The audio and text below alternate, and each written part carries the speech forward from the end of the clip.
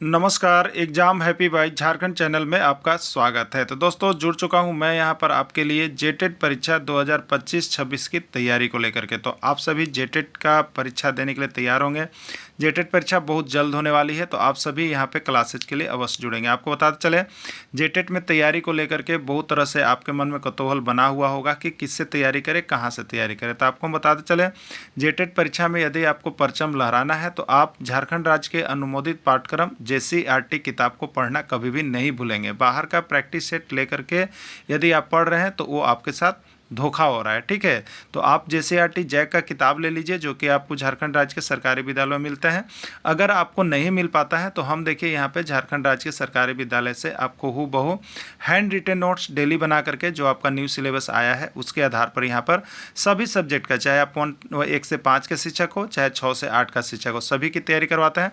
आप घर बैठे यहाँ पर क्षेत्रीय भाषा छोड़ करके सभी सब्जेक्ट का केवल 500 रुपये में तैयारी कर सकते, जिसके लिए देखिए यहाँ पर आपको मोबाइल नंबर दिया गया है 9631054226 पर आप संपर्क करके यहाँ से सभी कोर्सेज परचेज भी कर सकते हैं, तैयारी भी कर सकते हैं। बहुत सारे कोर्सेज बन गए हैं, तो आप अवश्य संपर्क कर लेंगे, घर बैठे ही तैयारी यहाँ से हो जाएगी। चलिए देखते हैं आगे वाले बच्चों की शिक्षा। ठीक है, देखिए आपको जो यहाँ पर जेटेट का न्यू सिलेबस जारी किया गया है उसमें आपका जाकर देखिएगा टॉपिक 7 जो है आपका वो है CDP के अंतर्गत विशेष आवश्यकता वाले बच्चों की शिक्षा के। ठीक है, तो इस टॉपिक से जो जो प्रश्न निकल के आएंगे वो सारा चीज़ इसमें इंक्लूड कर दिया गया है। वीडियो के अंत तक जुड़े रहिएगा, बने रहिएगा। ठीक है, विशेष आवश्यकता वाले बच्चों की शिक्षा से यहाँ पर देखिए केवल आपके वैसे सारे इंपॉर्टेंट प्रश्न मिलेंगे जो कि आपके एग्जाम में 100% यहाँ से छपते ही हैं। ठीक है, तो पहले हम लोग देखेंगे यहाँ पर थ्योरी की क्लासेज और उसके बाद उसी पर आधारित देखेंगे MCQ क्वेश्चन, यानी ये पूरा कंप्लीट क्लास होगा आपका विशेष आवश्यकता वाले बच्चों की शिक्षा का। इससे बाहर आपको जाने की ज़्यादा आवश्यकता नहीं है। ठीक है, सारे इंपॉर्टेंट प्रश्न आपको यहीं पे मिलेंगे। ठीक है, चलिए देखते हैं विशेष आवश्यकता वाले बच्चे। तो देखिए अभी आप इसमें देखते हैं CWSN का प्रोग्राम आता है। ठीक है, CWSN जिसको हम लोग कहते हैं विशेष आवश्यकता वाले बच्चे। C का मतलब है देखिए चिल्ड्रेन, W का मतलब है विथ, S का मतलब है स्पेशल और N का मतलब है नीड्स। ठीक है, तो चिल्ड्रेन विथ स्पेशल नीड्स यानी विशेष आवश्यकता वाले बच्चे के बारे में हम लोग यहाँ देखेंगे। ठीक है, देखिए विशेष आवश्यकता वाले बच्चे में यह उन बच्चों के लिए इस्तेमाल किया जाता है जिन्हें शारीरिक या मानसिक या किसी प्रकार की अधिगम सीखने की अक्षमताओं के कारण अतिरिक्त सहायता या विशेष शिक्षा की ज़रूरत होती है, तो वैसे बच्चे को हम लोग विशेष आवश्यकता वाले बच्चे कहते हैं। अर्थात ऐसे बच्चे जिन्हें अपनी पढ़ाई और विकास के लिए सामान्य से हटकर खास मदद की ज़रूरत होती है, विशेष आवश्यकता वाले बच्चे कहलाते हैं। ठीक है, यानी ऐसे बच्चे होते हैं जिन्हें अपनी पढ़ाई और विकास के लिए सामान्य बच्चों की अपेक्षा उनसे हट के किसी खास मदद की ज़रूरत उनको पड़ती है, तो वैसे बच्चे को विशेष आवश्यकता वाले बच्चे कहते हैं। ठीक है, अब देखिए यहाँ पे एक पॉइंट बनता है कि विशेष आवश्यकता वाले बच्चे को किस प्रकार की शिक्षा दी जानी चाहिए। ठीक है, तो देखिए विशेष आवश्यकता वाले बच्चों को समावेशी शिक्षा ही दिया जाता है। ठीक है, समावेशी शिक्षा दिए जाने का प्रावधान किया गया है, जिसके लिए शिक्षकों को यहाँ पर प्रशिक्षण भी किया जा रहा है। ठीक है, चलिए समावेशी शिक्षा क्या है इसको हम लोग देख लेंगे। ठीक है, समावेशी शिक्षा क्या है इसको हम लोग यहाँ पे देख लेंगे। समावेशी शिक्षा में सामान्य कक्षाओं में सामान्य बच्चों के साथ पढ़ाना ताकि उन बच्चों में हीन भावना न आए और वे समाज से जुड़ सके, इसलिए ऐसे बच्चों को समावेशी शिक्षा दिए जाने का ही प्रावधान किया जा रहा है। ठीक है, अगर इन बच्चों को अलग से शिक्षा दिया जाता है तो उनमें क्या होगा, अन्य बच्चों की अपेक्षा हीन भावना उसमें उत्पन्न हो सकता है। ठीक है, यानी जो हमारे यहाँ पर विशिष्ट बच्चे हैं उनको किस प्रकार की कक्षाओं में दिया जा रहा है, तो उन्हें समावेशी शिक्षा दिए जाने का प्रावधान किया जा रहा है, जिससे शिक्षकों को प्रशिक्षित भी किया जा रहा है, जिससे शिक्षक समावेशी शिक्षा देने में तैयार रह सके। ठीक है, तो यानी जो बच्चे हैं आपके विशेष आवश्यकता वाले बच्चे, उसको कैसा शिक्षा दिया जा रहा है, तो समावेशी शिक्षा दिया जा रहा है। ठीक है, चलिए अब देखेंगे देखिए यहाँ पर कुछ आपके लिए और भी चीज़ है। हमने देखिए आपको यहाँ पे हैंड रिटेन नोट्स बनाया है और केवल वैसे ठोस चीज़ों को रखा है जो कि आपके एग्जाम में सीधे आते हैं, ठीक है। इसलिए अगर आप विशेष आवश्यकता वाले बच्चे को देखिएगा तो आपको 50 पेज भी मिलेगा, जिसमें एक पेज भी ढंग से नहीं समझ में आ पाएगा, और उसके बाद जो है आपका यहाँ पर अतिरिक्त सेशन जो है वो आपको यहाँ पर नहीं हो पाएगा, ठीक है। एक प्रश्न भी नहीं आएगा, लेकिन यहाँ से आपका 100% प्रश्न आएगा ही आएगा, एकदम गांठ बांध लीजिएगा और इसको पूरा देख लीजिएगा तो यहाँ से 2 नंबर आप पक्का लेकर के ही जाइएगा, ठीक है। तो अंतिम तक जरूर जुड़े हुए रहिएगा। देखिए यहाँ पे विशेष आवश्यकता वाले बालकों में शिक्षा में अधिगम अक्षमता वाले बालकों को विशेषकर पाठचर्या में शामिल किया गया है। देखिए आपका जो जेटेट है उसमें तो केवल लिख दिया है, क्या लिखा है आपका टॉपिक का नाम, विशेष आवश्यकता वाले बच्चों की शिक्षा, यही है ना। तो विशेष आवश्यकता वाले में देखिए बहुत कुछ पढ़ना है, लेकिन अभी तक आप एनालिसिस करके देख लीजिएगा। आप सभी को किसी भी राज्य में देखिएगा तो विशेष आवश्यकता वाले बच्चे से सभी राज्य में आपका प्रश्न है, आपके जेटेट में भी प्रश्न होगा, लेकिन वो प्रश्न कहाँ से है तो हम आपको यहाँ से जो 10-20 प्रश्न देंगे वहीं से केवल समाहित है, बाहर का कोई भी प्रश्न इंक्लूड नहीं किया गया है 100%, ठीक है। तो देखिए यहाँ पे आपको क्या पढ़ना है, तो विशेष आवश्यकता वाले बालकों की शिक्षा के अंतर्गत केवल अधिगम अक्षमता को पढ़ना है, लर्निंग डिसेबिलिटी को पढ़ना है, अधिगम विकार को पढ़ना है, दिमाग में बांध लीजिएगा, ठीक है। यानी विशेष आवश्यकता वाले बच्चों के अंतर्गत आपको क्या पढ़ना है, अधिगम विकार को पढ़ना है, लर्निंग डिसेबिलिटी को पढ़ना है। तो अब हम लोग नीचे देखेंगे अधिगम विकार या लर्निंग डिसेबिलिटी क्या होती है, ठीक है। चलिए यहाँ पर देखिए अधिगम विकार जिसको हम लोग लर्निंग डिसेबिलिटी कहेंगे, ये किस प्रकार का होता है। तो देखिए अधिगम विकार के अंतर्गत यहाँ पे विभिन्न प्रकार के अधिगम विकार बच्चों में होता है, जिसमें पहला हम लेकर के आए हैं आपके लिए पढ़ने की अक्षमता, जिसको हम लोग बोलते हैं रीडिंग डिसेबिलिटी, ठीक है। पढ़ने की अक्षमता वाले बच्चे होते हैं जिसको रीडिंग डिसेबिलिटी होता है। और इसको कैसे पहचानेंगे, तो देखिए बहुत ही कम शब्दों में, बहुत ही कम वाक्यों में हमने आपको यहाँ पर सारा चीज नोट्स इस तरह दिया है कि आप देखते भर में जरूर समझ जाएंगे। अगर नहीं समझ में आया तो वीडियो को डिसलाइक, अगर समझ में आया तो लाइक जरूर कीजिएगा, ठीक है।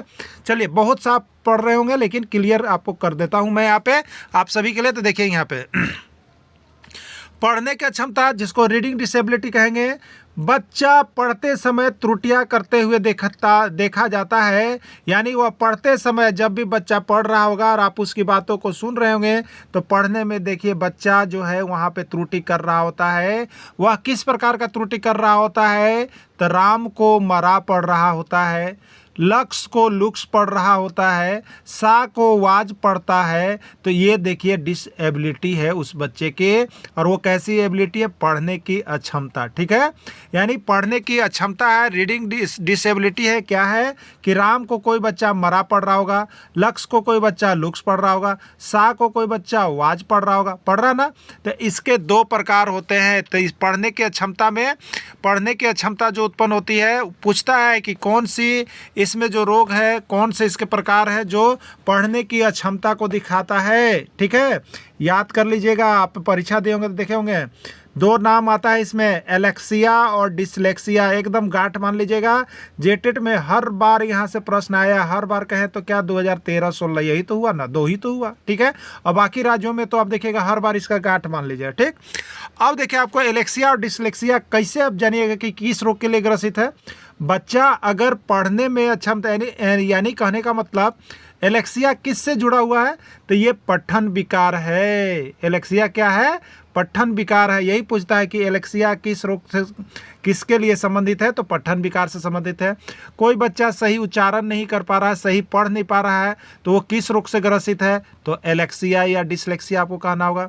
कोई बच्चा सा को वाज पढ़ रहा है, तो ये किस रोग से ग्रसित है, डिसलेक्सिया है या एलेक्सिया है, ठीक है। तो देखिए इसको याद कैसे करिएगा, ठीक है। इसके याद करने के लिए हमने देखिए आपके लिए लिख दिया है, ठीक।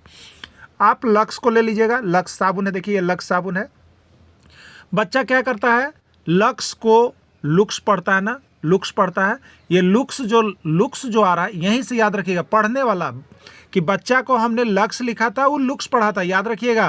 तो ये पढ़ने वाला चीज को याद रखिएगा कि बच्चा लक्ष्य को लुक्स पढ़ रहा था। लुक्स में ल है, इसका मतलब वो लैक्सिया है, याद रखिएगा। लुक्स माने लैक्सिया, यानी पढ़ने में बच्चा लक्ष्य को लुक्स पढ़ रहा था। ये लैक्सिया रोग होगा, यानी पढ़ने वाला जो रोग होगा उसको लैक्सिया में लेके जाएंगे। अब लैक्सिया में ए जुटेगा तो एलेक्सिया बनेगा, और लैक्सिया में डी जुटेगा तो डिसलैक्सिया बनेगा। ठीक है, लैक्सिया में अगर डिस जुड़ेगा तो डिसलैक्सिया बनेगा, ए जुड़ेगा तो एलेक्सिया बनेगा। यानी एलेक्सिया हो या डिसलैक्सिया हो, यह किससे जरूरी है? पठन विकार से जुड़ा हुआ है। पठन विकार के लिए कौन सा शब्द को याद रखिएगा? लक्ष्य साबुन को याद रखिएगा कि बच्चा लक्ष्य था, उसको लुक्स पढ़ रहा था, और लुक्स मैंने याद कर लीजिएगा। लैक्सिया, और लैक्सिया पढ़ने में गलती किया था, इसलिए पढ़ने में गलती किया था तो वो पठन विकार से ग्रसित है। क्लियर हो गया होगा? किसी को कोई डाउट है? नहीं, ये सेशन में डाउट नहीं होना चाहिए। अब आपको लैक्सिया और डिसलैक्सिया बिल्कुल कंप्लीट हो गया होगा, क्योंकि बच्चा लक्ष्य को लुक्स पढ़ रहा था, और लुक्स को हम यहाँ पे कहेंगे लैक्सिया, और लैक्सिया पढ़ने में गलती करता है तो ये पठन विकार है। क्लियर? 100% क्लियर हो गया। अब आपसे कभी पूछेगा कि बच्चा सा को वाज पढ़ रहा है, बताओ कौन सा रोग से ग्रसित है?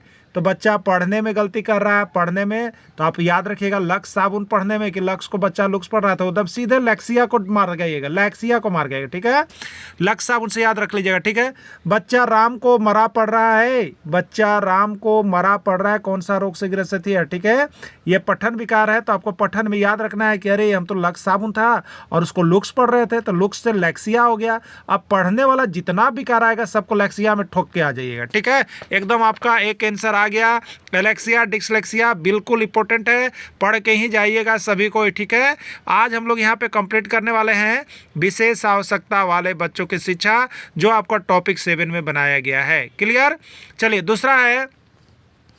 दूसरा है लिखने की अक्षमता, राइटिंग डिसएबिलिटीज, राइटिंग डिसएबिलिटी, लिखने की अक्षमता। ठीक है, इसमें क्या होता है? तो देखिए, कई बार बच्चे लिखते हुए त्रुटियां कर रहे होते हैं, कई बार बच्चों को देखते हैं अपने ही घर में तो लिखने में त्रुटियां कर रहे होते हैं।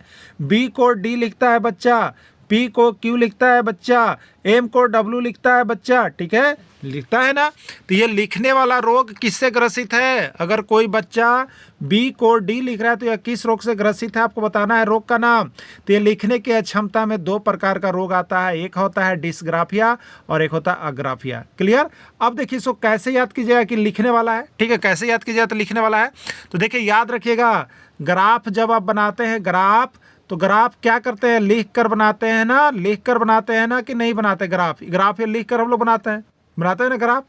तो ग्राफ लिख कर बनाते हैं, तो लिख कर बनाते हैं। लिख का मतलब लिखने वाला समस्या, लिखने वाला समस्या। ग्राफ का मतलब ग्राफिया, ग्राफ का मतलब ग्राफिया। ठीक है, ग्राफ को लिख कर बनाते हैं, इसलिए हो गया लिखने वाला बीमारी जो होगा वो ग्राफिया में जाएगा। ठीक है, अगर ग्राफिया के पहले डिस लगाइएगा तो डिसग्राफिया, और ड्राफिया के पहले अग्रे लगाइएगा तो ग्राफिया, और प्राग लगाइएगा तो प्राग्राफिया। क्लियर? तो ग्राफिया वाला जब आए भाई जी, तो आप सीधे मार देना कि लिखने वाला समस्या है, क्योंकि लिखना पड़ता है, ग्राफ बनाते हैं तो समय हमको उसमें लिखना पड़ता है। ये ग्राफ में कि ये 0 से 2 है, 2 से 4 लिखते हैं ना, तो ये ग्राफ यानी लिखने की बात है। लिखने में बच्चा कोई गलती कर रहा है, सीधे ग्राफ को याद कर लो कि ग्राफ लिख कर बनाया जाता है, इसलिए ग्राफिया में जाएगा। अब ग्राफिया सेशन में कहीं पहले डिस लगा हो तो डिसग्राफिया मार लीजिएगा। ठीक है, क्लियर हो रहा होगा आप सभी को? आपसे प्रश्न पूछ देगा कि कोई बच्चा बॉय को डॉय लिख रहा है, या कौन से ग्रसित है? यानी लिखना वाला बीमारी है कि बी को डी लिख रहा है, लिखना।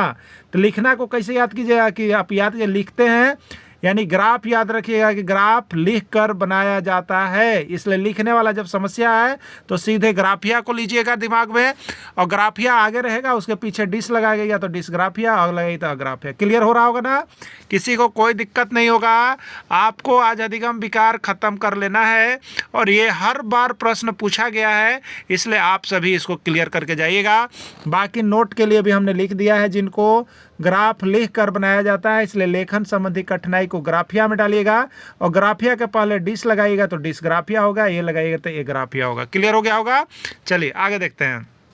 देखिए, अब यहाँ पर तीसरा टॉपिक है गणित संबंधी विकार, मैथमेटिक्स रिलेटेड प्रॉब्लम, गणितीय संबंधी विकार होता है। ठीक है, इसमें क्या होता है गणितीय संबंधी विकार में, देख लीजिए, इस अक्षमता के अनुसार बच्चे गणित के चिन्हों को गलत समझते हैं और उसका कैलकुलेशन गलत कर देते हैं। जब चिन्ह ही बच्चा गलत समझेगा तो उसका मैथ का सवाल होगा कैसे, सही आप बताइए। ठीक है, कभी नहीं होगा ना। ठीक है, तो इस अक्षमता के अनुसार क्या होता है, बच्चे गणित के चिन्हों को गलत समझते हैं। प्लस को यहाँ पर भागा समझ लेता है, माइनस को यहाँ पर भागा समझ लेता है, गुना को जोड़ समझ लेता है, जिससे उसका क्या होता है, गणितीय संबंधी कठिनाइयाँ आती है। ठीक है, तो गणितीय संबंधी जो कठिनाइयाँ हैं वो कौन से रोग में जाता है, याद रखिएगा।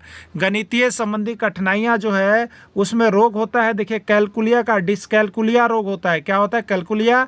अब कैलकुलिया विभिन्न प्रकार का होता है, तो वर्बल डिस्कैलकुलिया, ग्राफिकल डिस्कैलकुलिया और लेक्सिकल डिस्कैलकुलिया। ठीक है, कैसे याद करेंगे कि ये डिस्कैलकुलिया का प्रॉब्लम है, तो डिस्कैलकुलिया देखिए, मैथ है ना, मैथ्स है कि नहीं, बताइए।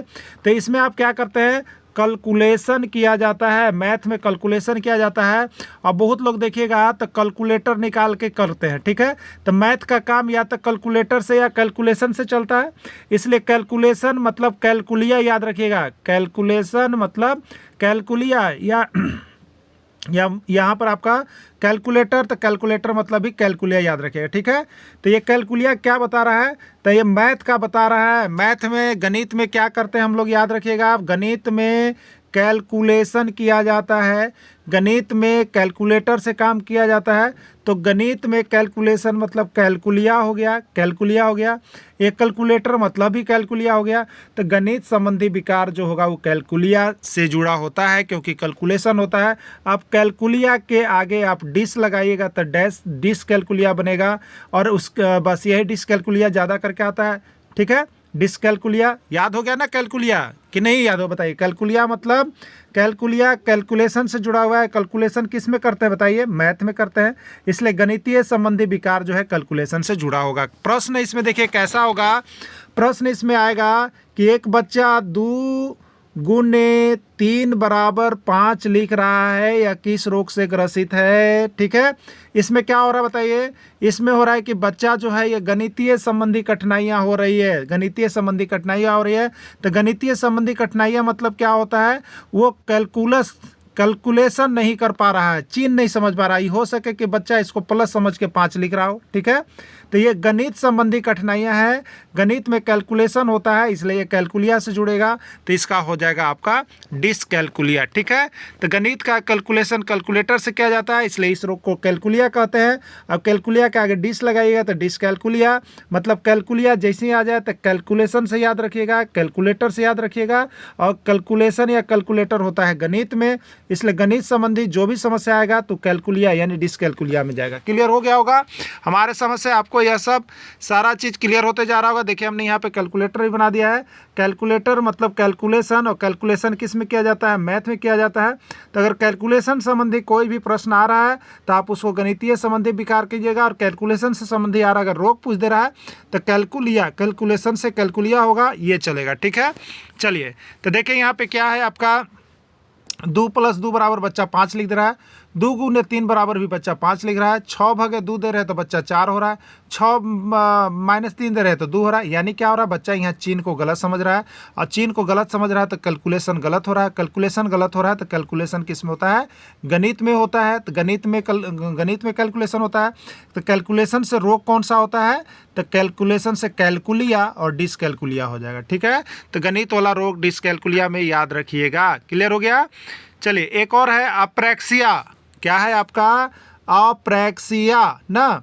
अप्रेक्सिया क्या है, तो गामक कौशल संबंधी कठिनाइयाँ, जैसे चलने फिरने, हाथ पर हिलना, बोलने में, जबड़े में हिलना, ये सब सभी जो है शरीर गामक, यानी शरीर किसी व्यक्ति का देखिएगा शरीर तो ढंग से काम नहीं कर रहा होता है। ठीक है, अगर वो बोलता, देखिए इसको कभी कभी भाषा प्रॉब्लम में भी ये देता है। ठीक है, ये अप्रेक्सिया को भाषा प्रॉब्लम भी दे सकता है। हो सके कि आपसे बच्चे बोले कि एक व्यक्ति का जो है बोलने में गर्दन हिल रहा है, मुंह हिल रहा है, नहीं बोल पा रहा, तो ये भाषा में भी चला जा सकता है। ठीक है, लेकिन आप आपको देगा कि अप्रेक्सिया क्या है, तो गामक। गामक मतलब शारीरिक संरचना, जैसे चलना फिरना उठना बैठना सभी चीज़ आता है। गामक कौशल में वही चीज़ आता है, ठीक है। तो चलना में, पैरने में, हाथ पैर हिलता है, बोलने में जबड़ा हिलता है, तो यह सभी जो है आपको अप्रेक्सिया से होगा। अप्रेक्सिया को आप कैसे याद कीजिएगा, तो अप्रेक्सिया को देखिए हम क्या करते हैं, तो हम शरीर से क्या करते हैं, बोलिए शरीर से क्या करते हैं, प्रैक्टिस करते हैं। क्या करते हैं, मानव शरीर क्या करता है, आदमी शरीर से प्रैक्टिस करता है। प्रैक्टिस करता है इसलिए ये किस में जाएगा, प्रेक्सिया में जाएगा। किस में जाएगा, प्रेक्सिया में जाएगा, इसलिए इसको प्रेक्सिया यानी शरीर गामक कौशल आप कहेंगे, ठीक है। ये अप्रेक्सिया में चला जाता है। क्लियर हो गया। अब देखिए नेक्स्ट है मौखिक भाषा संबंधित विकार, ठीक है। भौतिक भाषा संबंधी विकार, भाषा संबंधी विकार, ठीक है। मौखिक भाषा सीखने की अक्षमता को हम लोग यहाँ पे अफेजिया या डिस्फेजिया कहते हैं। आपसे प्रश्न पूछेगा कि एक बच्चा मौखिक रूप से सीख नहीं पा रहा है, भाषा को सीखना नहीं पा रहा है, वो कौन से रोग से ग्रसित है, ठीक है। तो इसके लिए देखिए आप दिमाग बना लीजिए कैसे भाषा वाले याद रखिएगा। तो याद रखिएगा भाषा को कैसे सीखा जाता है, कोई भी भाषा को, तो याद रखिएगा फेज बाय फेज सीखा जाता है। कैसे सीखा जाता है, फेज बाय फेज सीखा जाता है। तो भाषा से जब मिलेगा तो उसको हम लोग कहेंगे फेजिया। भाषा को क्या कहेंगे, फेजिया कहेंगे, ठीक है। भाषा को क्या कहेंगे, फेजिया हम लोग यहाँ पर कहेंगे, ठीक है। तो इसलिए किससे जुड़ा होता है, अफेजिया से जुड़ा होता है। मौखिक भाषा जैसी है, तो याद रखिएगा भाषा को फेज बाय फेज हम लोग सीखते हैं। सीखते हैं कि नहीं सीखते, बताइए कोई भी चीज़ को, तो भाषा को फेज बाय फेज सीखते हैं। इसलिए मौखिक भाषा से जुड़ा रोग आएगा तो उसको फेजिया में ले जाइएगा, और फेजिया के आगे अ लगाइएगा तो अफेजिया बनेगा, और फेजिया के आगे डिस लगाइएगा तो डिसफेजिया बनेगा। क्लियर हो गया ना। इसलिए मौखिक भाषा संबंधी विकार है तो अफेजिया या डिसफेजिया आप याद रखिएगा। याद करने का तरीका हमने यहाँ पर नोट आपको लिख दिया है, जो ठेठ भाषा में हमने आप लोगों के लिए अपने से बनाया है कि जिससे आपको याद हो सके। तो आदमी भाषा को फेज बाय फेज सीखता है, इसलिए मौखिक भाषा से जब ग्रसित रोग आएगा तब फेजिया होगा, क्योंकि फेज बाय फेज सीखते हैं। उसके आगे डिस लगाइएगा तो डिसफेजिया, और लगाइएगा तो अफेजिया, ठीक है। चलिए एक और रोग है डिस्थीमिया। तो डिस्थीमिया तनाव वाली स्थिति होती है, और एक है डिस्मोर्फिया। डिस्मोर्फिया में भ्रम वाली स्थिति उत्पन्न होती है। क्लियर हो गया ना। चलिए यही आपको पढ़ना था। थ्योरी में आते हैं प्रश्न जो विभिन्न राज्यों में पूछा गया है, ठीक है। चलिए प्रश्न है डिसलेक्सिया संबंधित है, बताइए। UP TET, CG TET, MP TET सब में आ गया, ठीक है। डिसलेक्सिया किससे संबंधित है, पठन विकार, गणितीय संबंधी विकार, लेखन संबंधी विकार, गामक कौशल संबंधित विकार, ठीक है। देखिए यहाँ पर क्या आ गया, आप याद रखिएगा लैक्सिया। लैक्सिया है ना, आपको बताया था हमने कि लक्स को लुक्स पढ़ रहा था बच्चा, और लुक्स को आप याद रखिएगा लैक्सिया। तो ये पढ़ने में प्रॉब्लम का विकार है, इसलिए पठन संबंधी विकार है। कैसा विकार है, पठन विकार है। राइट आंसर ए हो जाएगा। चलिए अगला है, देखिए यहाँ पे हमने हिंट्स कर दिया है, जो वीडियो देख लिए ठीक है, जो नहीं देखे इनके लिए यहाँ भी है, तो आप इसको देख लीजिएगा। एलेक्सिया किससे संबंधित है, बताइए। एलेक्सिया मतलब यहाँ पर लैक्सिया। लैक्सिया याद रखिएगा, लक्स को बच्चा लुक्स पढ़ रहा है, लुक्स मतलब लैक्सिया है, और लैक्सिया पढ़ने में गलती किया है, इसलिए पठन विकार है, ठीक है। तो ये पठन विकार से जुड़ा हुआ है। क्लियर। चलिए राम जब किताब पढ़ने लगता है, देखिए प्रश्न है कि राम जब किताब पढ़ने लगता है तो वह सा को वाज पढ़ता है, यह किस विकार से ग्रसित है, ठीक है। पढ़ने का विकार है, पढ़ने में कौन सा होता है, ये पढ़ने में गलती कर रहा है, इसलिए ये पठन विकार होगा, ठीक है। कैसा विकार होगा, पठन विकार होगा, पढ़ने की गलती हो रही है बच्चे से। एमपी टेट 2016, उत्तराखंड टेट 2020 में पूछा गया है, ठीक है। नेक्स्ट प्रश्न है, एक प्रतियोगिता में बच्चा एम को डब्लू पढ़ रहा है। एक प्रतियोगिता में बच्चा एम को डब्लू पढ़ रहा है, यह किस रोग से ग्रसित है। पंजाब टेट 2015, सीजी टेट 2018 में पूछा है। मौखिक भाषा, लेखन विकार, पठन विकार या कोई नहीं, ठीक है। किस रोग से ग्रसित है, ठीक है। एक प्रतियोगिता बच्चा एम को क्या पढ़ दिया, बताइए। डब्लू पढ़ दिया, लिखा नहीं है, पढ़ा है, दिमाग में रखिएगा। एम को डब्लू पढ़ रहा है, यानी ये पढ़ने में गलती कर रहा है। पढ़ने में गलती कर रहा है ना, ये किस में जाएगा, बताइए। पठन विकार में जाएगा ना, पठन विकार है। क्लियर, पठन विकार है। चलिए अगला, सीता को कक्षा में लिखने के लिए बॉय कहा जाता है। सीता को कक्षा में लिखने के लिए बॉय कहा जाता है, लेकिन वह डॉय लिख देती है, यह किस रोग से ग्रसित है। एमपी टेट 2018, यूपी टेट 2020 का पूछा गया प्रश्न है। डिस्ग्राफिया है, डिसलेक्सिया है, डिस्कैल्कुलिया है, डिस्मोर्फिया है, क्या है आपको बताना है, ठीक है। चलिए एक एक करके हम लोग ऑप्शन देखते हैं। ग्राफिया किस में होता है, बताइए। ग्राफ तो ग्राफ कैसे बनाया जाता है? लिखकर यानी लिखने वाले अक्षमता को किस में डालते हैं? ग्राफिया में। लैक्सिया क्या है? बच्चा लक्ष्य को लुक्स पढ़ रहा था जो लैक्सिया था, तो डिसलैक्सिया पढ़ने वाले अक्षमता है।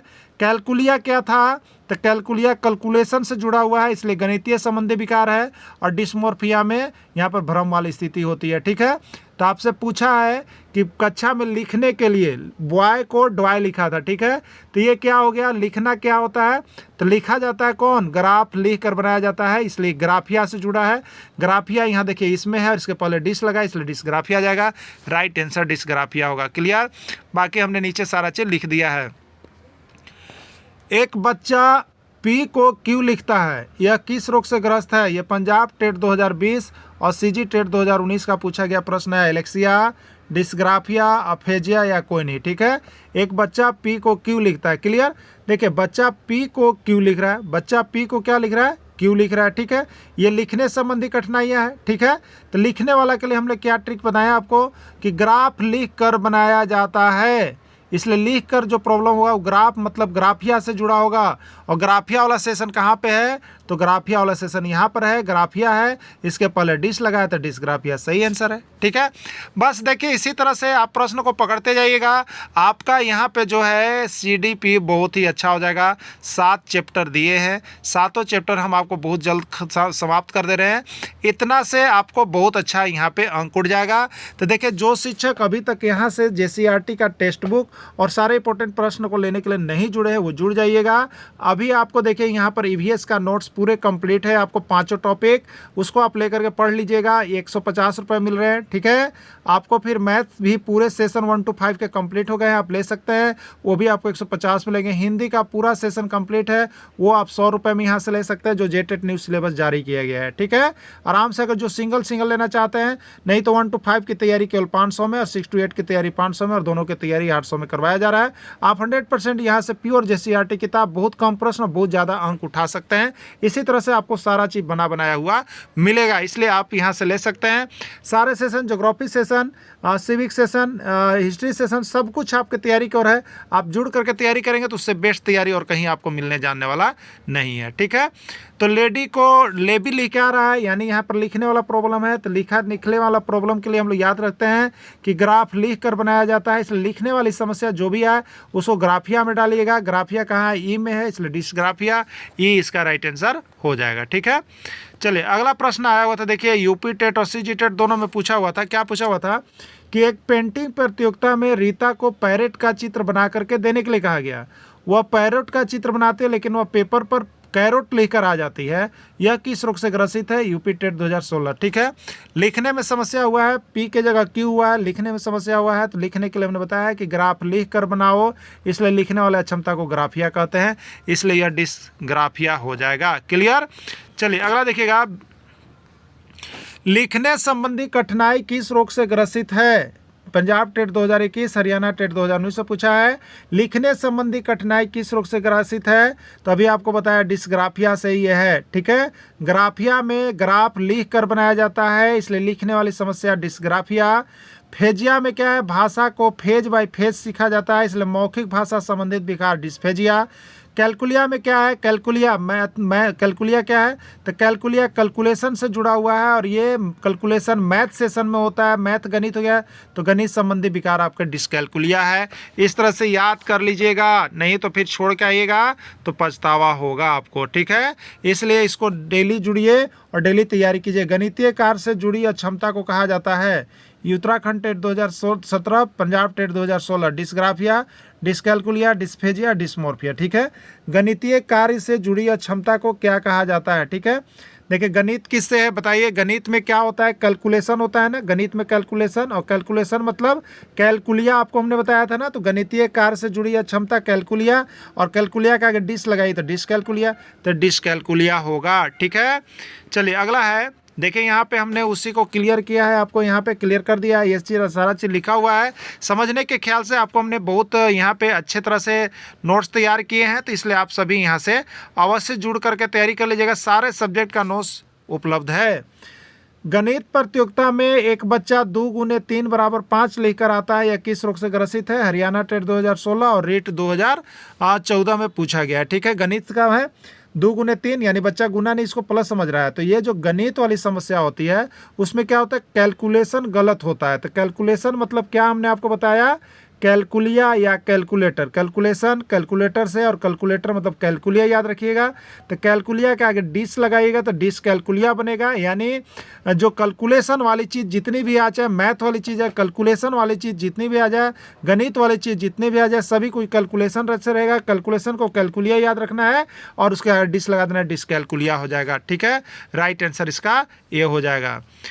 प्रियंका अपनी कक्षा में 6/2 बराबर 4 लिख देती है। प्रियंका अपनी कक्षा में 6/2 बराबर 4 लिखती है। बच्चा किस रोग से ग्रसित है, अफेजिया, डिस्कैलकुलिया, डिसलेक्सिया, कोई नहीं। ठीक है, यूपी टेट 2016 और उत्तराखंड टेट 2018 का पूछा गया प्रश्न है। ठीक है, प्रियंका अपनी कक्षा में क्या लिखी है, 6/2 बराबर 4, यानी भागा को क्या समझी, माइनस समझी, समझे ना, तभी नहीं यहाँ पर 4 लिख दी। बताइए, तो ये गणित संबंधी प्रॉब्लम है और गणित में क्या होता है, कैलकुलेशन होता है। कैलकुलेशन किससे करते हैं लोग, कैलकुलेटर्स करते हैं। और कैल जैसे आ गया तो उसको कैलकुलिया कर दीजिएगा। तो अब यह रोग है इसलिए इसको डिस्कैलकुलिया में डालेंगे हम लोग, डिस्कैलकुलिया इसका राइट आंसर होगा, बी इसका राइट आंसर है। ठीक है, नमिता 4/2 बराबर 6 लिख रही है, यह किस रोग से ग्रसित है, डिस्ग्राफिया, डिस्कैलकुलिया, डिस्फेजिया, कोई नहीं। ठीक है, 4/2 बराबर 6 यानी क्या हो रहा है, भागा को प्लस समझ रही है, इससे यह 6 लिखा गया है। तो ये गणित का रोग है, गणित में कैलकुलेशन, कैलकुलेशन में कैलकुलिया यानी डिस्कैलकुलिया होगा, राइट आंसर डिस्कैलकुलिया होगा। ठीक है, चलिए, एक बच्चा मौखिक रूप से भाषा का संप्रेषण नहीं कर पा रहा, वह किस रोग से ग्रसित है, डिस्ग्राफिया, डिस्कैलकुलिया, डिस्कैलकुलिया, डिस्फेजिया या डिस्मोर्फिया, क्या है। ठीक है, ये आपको बताना है, एमपी टेट 2018 का प्रश्न है। ठीक है, तो देखिए भाषा का जैसे मौखिक भाषा का आता है तो आपको बताया था भाषा कैसे सीखा जाता है, फेज बाय फेज सीखा जाता है। तो भाषा वाला जब रोग आएगा तब फेज मतलब फेजिया याद रखिएगा, फेजिया। ठीक है, तो ये भाषा के लिए कौन आएगा, डिस्फेजिया आएगा। फेजिया मतलब भाषा फेज बाय फेज, फेजिया डिस्फेजिया। ठीक है, देखिए यहाँ पे हमने बना भी दिया, जो बोला उसको बना दिया। भाषा फेज बाय फेज सीखा जाता है इसलिए इसको फेजिया कहा जाता है, और भाषा संबंधी विकारों को डिस्फेजिया कहा जाता है। ठीक है, मौखिक रूप से भाषा सीखने की क्षमता को कहते हैं, मौखिक रूप से भाषा सीखने की क्षमता को क्या कहते हैं, सीजी टेट 2016 का प्रश्न है, डिस्ग्राफिया, डिस्कैलकुलिया, डिस्फेजिया, डिस्मोर्फिया। ठीक है, तो भाषा फेज बाय फेज सीखा जाता है इसलिए भाषा फेजिया से आएगा, तो डिस्फेजिया इसका राइट आंसर हो जाएगा, तो डिस्फेजिया हो जाएगा, राइट आंसर इसका सी हो जाएगा। ठीक है, आप सभी को यहाँ से आप जो चाहते होंगे कि हमको CDP का पूरा मिल जाए, आप 150 रुपये में यहाँ से CDP का 7 टॉपिक का नोट्स यहाँ से लेकर के उसका PDF और वीडियो दोनों पढ़ सकते हैं, और CG टेट में बहुत ही अच्छे आप यहाँ से स्कोर कर सकते हैं। ठीक है, इसलिए आप सभी को ले लेंगे, सभी चीज़ों का नोट्स बन करके तैयार हो गया है, आप सभी यहाँ से लेकर के तैयारी कर सकते हैं। और जुड़ करके तैयारी करने से और भी मजा आएगा, आप क्लास कीजिएगा, प्रैक्टिस सेट सब कुछ तैयार है, तो जुड़ जाइए, सिर्फ 500 रुपये में आपकी तैयारी यहाँ से हो जाएगी। वीडियो के अंदर जुड़े रहे, धन्यवाद।